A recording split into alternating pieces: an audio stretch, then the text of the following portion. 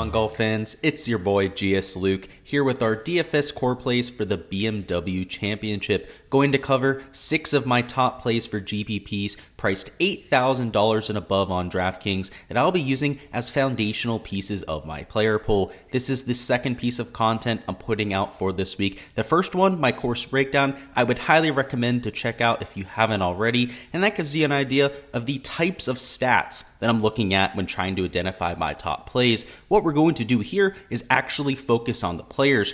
With all of that knowledge, with the key stats, comp courses in mind, what are the type of guys that I see myself getting to in my lineups? That's the idea here. Let's go ahead, not dilly-dally whatsoever, and go ahead and hop on in.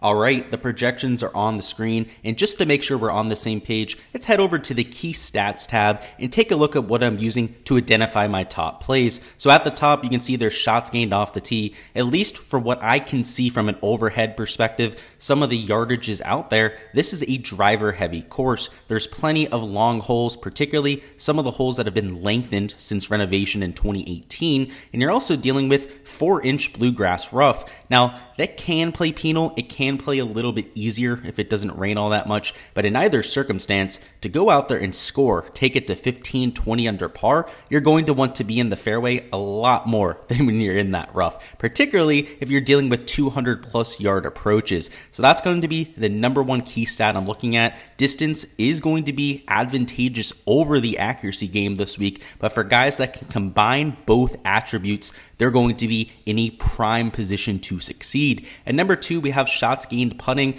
Most specifically, I am looking at the bent grass surface. We are dealing with Tyree bent grass greens this week. In terms of the shots gained approach, I'm looking at that every single week on tour, so that shouldn't be a surprise whatsoever. I guess the important part here are the proximity buckets, that 150 to 175, at 175 to 200, and the 200 to 225 yard ranges are going to be the ones I'm weighing the most. Outside of that, we've got birdie or better percentage, par 5 scoring, good drive percentage, just another way to encapsulate those guys that are driving it well off the tee. Shots gained at no-cut events, shots gained at Quail Hollow, shots gained at comps. You're getting the idea at this point. We're looking for players that are ball striking heavy. If they can putt well on bent grass, that's going to be an added boost there, a little bit of a cherry on top when it comes to the analysis. But we're looking for guys that can hit fairways, hit it a long way, and put it close with their approach play, which seems like the model week to week, but this is a brand new golf course. Why wouldn't we rely on our bread and butter, particularly when it's a 7,500 yard par 71? So it shouldn't be any surprise at all that my number one play this week, somebody who I might even lock into all of my lineups. So you can see I have Rory Mcilroy as this pick here. Jon Rahm, who we'll talk about here in a second, might end up coming out of my player pool just because of how much I like Rory this week. So we'll start with Rory. We'll still talk about Jon Rahm, who I absolutely do love this week as well. But Rory Mcilroy is picture perfect for this golf course. I mentioned the advantages that can be made off the tee here. It's a long golf course, but if you watch my hole-by-hole breakdown, you'll see that it's not just the effective distance that you can take on, but those longer players can chew off dog legs. The one that's the most notable is the par 5 14th. On the back nine, there is a 540 yard par 5 that Rory Mcilroy, if he ends up taking it over the dogleg, could have less than 120 yards in to a par 5. So you're talking about somebody who's going to have maybe a 5 to 10 eagle look on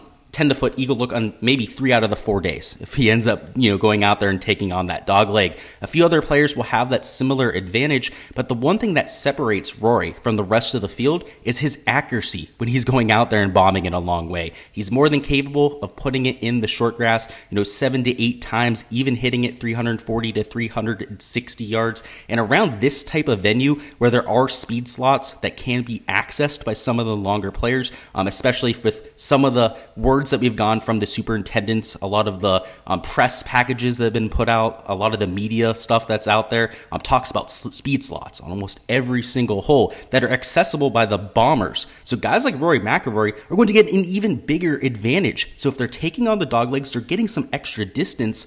I mean, he could have wedge into holes where players are hitting like 4 or 5 iron into them. So you can't tell me that's not going to be an advantage. It certainly is going to be. He missed the cut last week. No cut to worry about this week, by the way. way. So, only 70 players. So there's going to be everyone teeing it up throughout all 4 rounds. I absolutely love him in these type of circumstances. Even more so, he's the #1 fit across the board. That is despite having all of the missed cut numbers from last week. The shots gained putting on bent grass, he's a top 5 putter on the surface, and that is over the last 2 years. So he has the ball striking stats we're looking for, which, even with the missed cut, he's still gaining significantly across the board, close to a stroke off the tee, over a 3/4 of a stroke per round on approach. The putter has been pretty damn solid too, and now we're getting him on bent grass where he's been absolutely on fire for the last 2 years. Just count me in, right? Rory Mcilroy coming in with form, hopefully a little bit lower owned than he should be because of the missed cut last week. I comp this to Quail Hollow, the course that he's won at multiple times.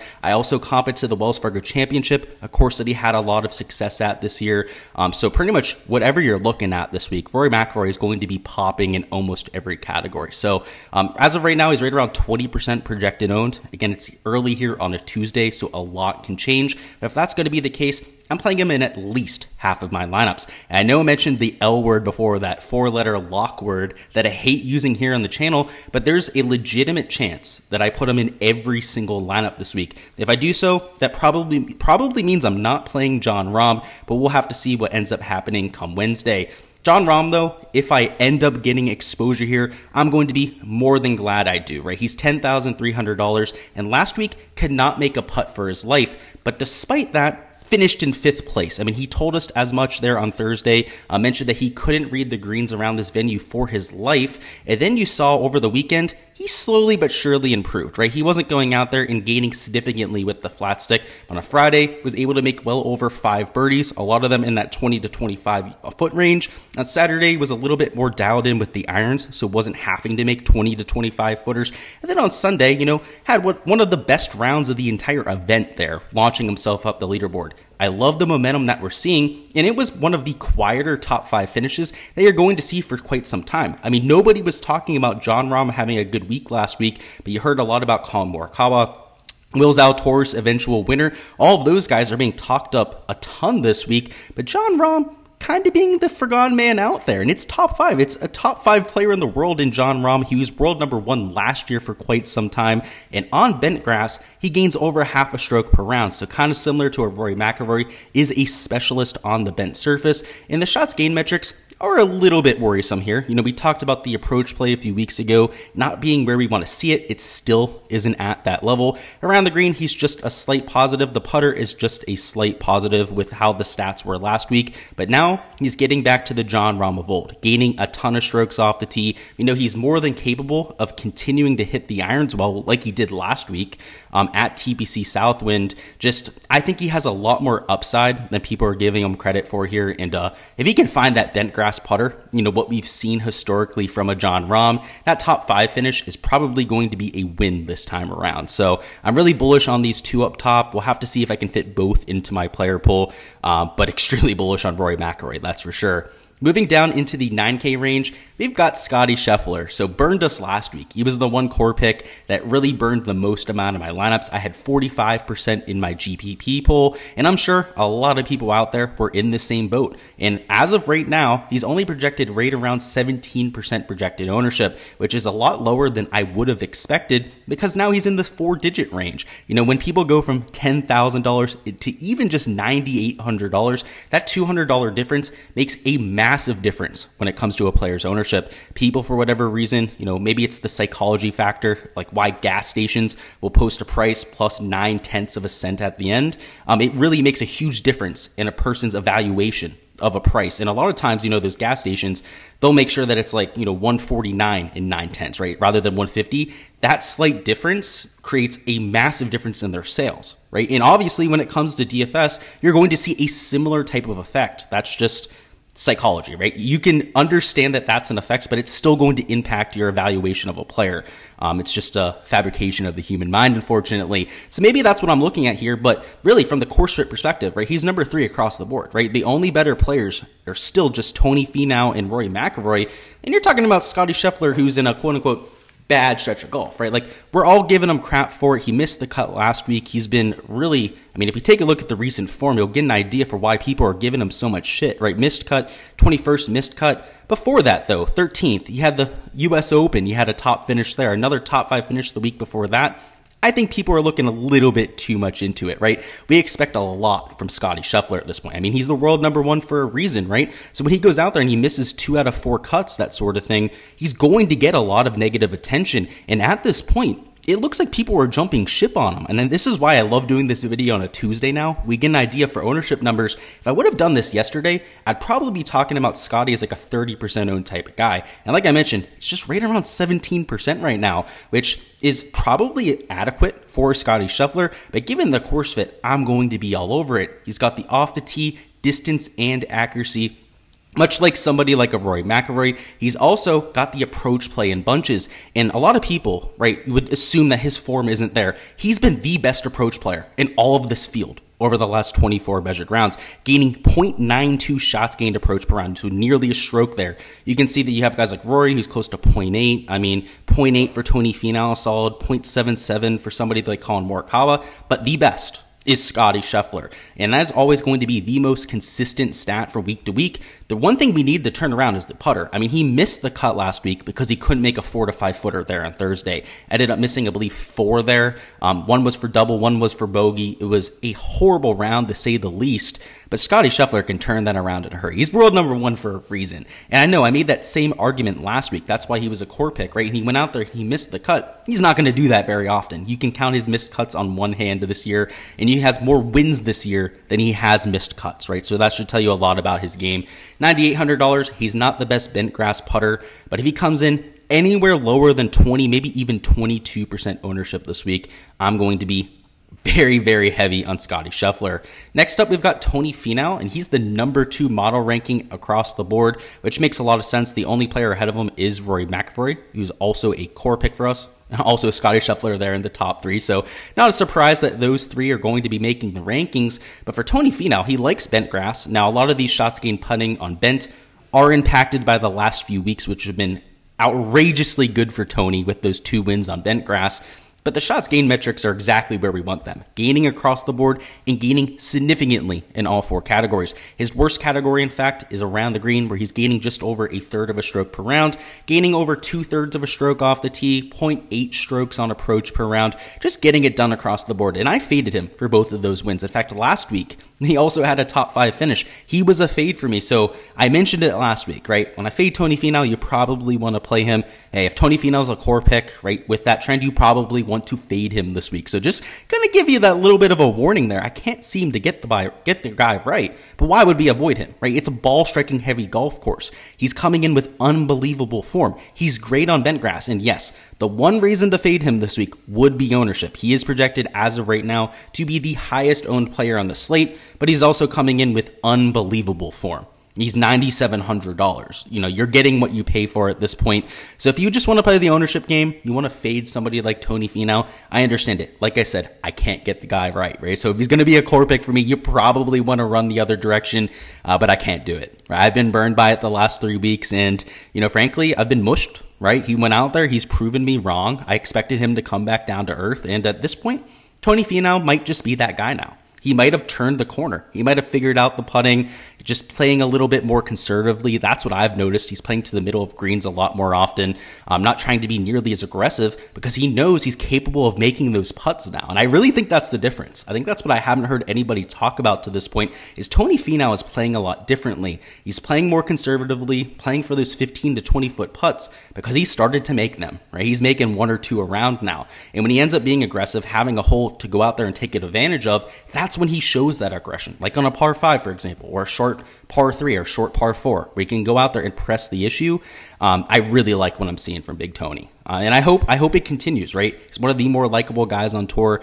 It would be a great thing for golf if he takes that to the next level. I mean, based on how he's playing right now, I love making these early calls. I talked about Cam Smith as a potential top 3 player in the world early in this year. In fact, I said he might be a world #1, which he's pretty damn close to that as of right now. Tony Finau, if he continues to play like he is right now, conservative, you know, really trusting that putter, not putting himself in bad positions, could be a world number one here in the next year or two. Legitimately, he's starting to look like that type of guy. So, hey, maybe it's an early call like I did with Cam Smith there before this season. But, hey, we've been pretty good about those. We talked about Sam Burns a few years ago, his breakout performance. Then he went out there, won 3 times over the last year. Maybe the next guy for us is going to be Tony Finau. Next up, we've got Viktor Hovland at $9,200. And oh boy, guys, I love fading Viktor. And it's not because I hate the guy. In fact, I love him. 2 of the GPPs that I've won for golf have had Viktor Hovland in the lineups. Thank you at the Mayakoba Championship for Viktor, 2-time champion there. 2-time GPP winner at the Mayakoba myself. But $9,200. He's coming in with the Viktor Hovland form we love to see. And when he went out there and he won multiple times this season, when he was looking like an absolute killer, I mean, early in the year, guys, Viktor Hovland was like the favorite for player of the year. I mean, there was nobody even remotely close to Viktor Hovland, at least through like January in the PGA Tour schedule. But he's gaining significantly off the tee. He's gaining over 3/4 of a stroke per round on approach, way better than a third. And then the putter has started to turn back around. This is what we're used to seeing from Viktor, right? He's going to be unbelievable in 3 out of the 4 shots gained categories. And he's going to be pretty horrible around the green. Now, this is a little bit speculative. Again, we've never seen this golf course in tournament action, at least for the PGA Tour. I don't expect around the green to be all that difficult. You have some massive greens. They don't have the most undulation. Like, there's plenty of intricacies. You're going to have double, triple breakers if you're going to have like a 50 to 60 footer, but they're not with huge grade. There's not a ton of massive, severe slopes where if you're playing around the green, you're going to have a lot of trouble. I mean, if you're out of position, right? You're playing down a downslope, that sort of thing. It would be difficult to get up and down. But if you keep yourself in a relatively reasonable spot, like you're not playing down a huge slope, that sort of thing, it's not going to be all that hard to get up and down. They're going to be running at 12.5 on the stimp meter. You should have plenty of room to run up chip shots with how large these greens are. And they're also really round. There's a few funky shaped ones. We talked about them on the hole-by-hole breakdown, but most of them are just big ovals that are like 8,000, 9,000 square foot. You have a few smaller ones that can be funky. One of them on a par 3 that's 220 yards, which is going to be interesting. You have one that's like an hourglass shape, but outside of those holes, you're going to have a very simple angle into every pin location. Because if it's round, you got to think about it like that, right? Unless you're short-sided right next to the pin, you're going to have almost a full line, like up to the hole, right? You're not going to be dealing with a shoulder to go over or a bunker to hit over, that sort of thing. That matters at these courses. And the guys that matters for are the ones that dog shit around the green, right? Like a Viktor Hovland.